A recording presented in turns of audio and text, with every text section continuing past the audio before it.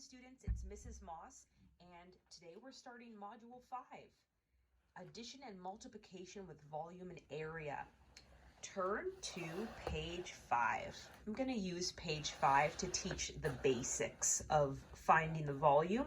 You may have done this last year or the year before in your geometry units. So this objective says, explore volume by building with and counting unit cubes. So as you know, we don't have unit cubes in front of us right now because we're doing distance learning, but I know that you can count in your mind and just by looking at it with your eyes. For example, the first one, how many cubes is that? That's right, there's 1. So down below here where it says figure A, we're going to write 1. And how you write the units is a U for unit and a little 3 for cubed. So if you have, squared, like I'll write a unit up here with the little 2, that means squared. That means 2D. If something is 3D, three-dimensional, you write a little 3, and that's why we write units 3. So let's do one more just with our minds. Let's do B. So can you see with your eyes how many cubes are there all together? Count them. That's right, there's 5. 1, 2, 3, 4, 5. So where it says B, I'm going to write 5 units cubed. As for explanation, I don't mind if you don't write anything because we just counted it. Or you can say like, I counted them. So then there are 3 of them, which we can solve with a formula. Do you know the formula for volume? Do you remember from a previous year? The formula is length times width times height. That's the formula for volume. So I'm going to say equals V for volume. This is volume. So that basically that means how many cubes can fit inside. So let's use C to practice that formula.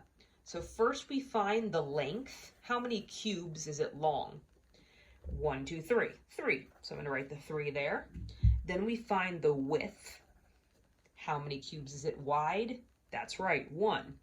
And then we find the height. How many cubes is it high? That's right, 3. So I'm going to use the space provided for C to explain how I'm going to get the volume. I'm going to use length times width times height, and then I'm going to plug in the values. So that would mean I'm going to do 3 times 1 times 3. And then I just multiply straight across. 3 times 1 is 3. 3 times 3 is 9. And I put in my units. Units cubed. 9 units cubed. Okay? I would like you to try plugging in the formula for E and F. Okay, so you're going to find the length, the width, and the height for both E and F, and then multiply them together, and then find out how many total units. And I know you can figure it out just by looking at it, but I want you to practice using the formula. So pause the video until you have the volume totals for E and F, and then unpause it, and I'll do it with you to check. Okay, let's check it.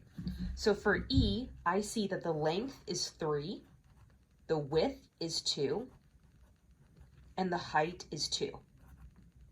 Let's multiply straight across. 3 times 2 is 6. 6 times 2 is 12. So for E, it's 12 units cubed. Let me write it down here.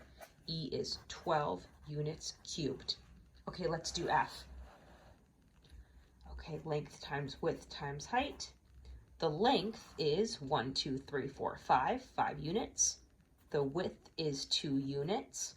And the height is 2 units. Let's multiply. 5 times 2 is 10. 10 times 2 is 20. 20 units cubed. 20 units cubed. So in summary, and to explanation, I could just recopy like what I did. 5 times 2 times 2, and this one was 3 times 2 times 2. And I was following the formula, length times width times height. So in summary, today we learned how to calculate volume, which is by using the formula length times width times height. And that tells you how many cubic units can fit inside a rectangular prism. I was going to tell you one more thing about just vocabulary. So a rectangular pyramid, you know how a pyramid looks like a triangle?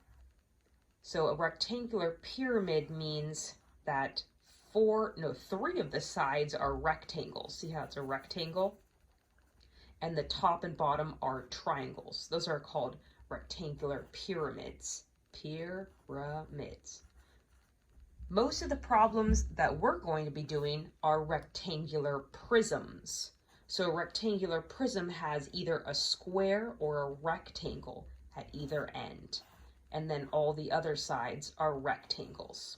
I just drew like a 3D rectangular prisms. These are prisms.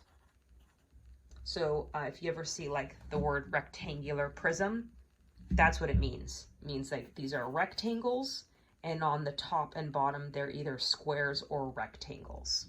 All right. Thank you for learning with me today.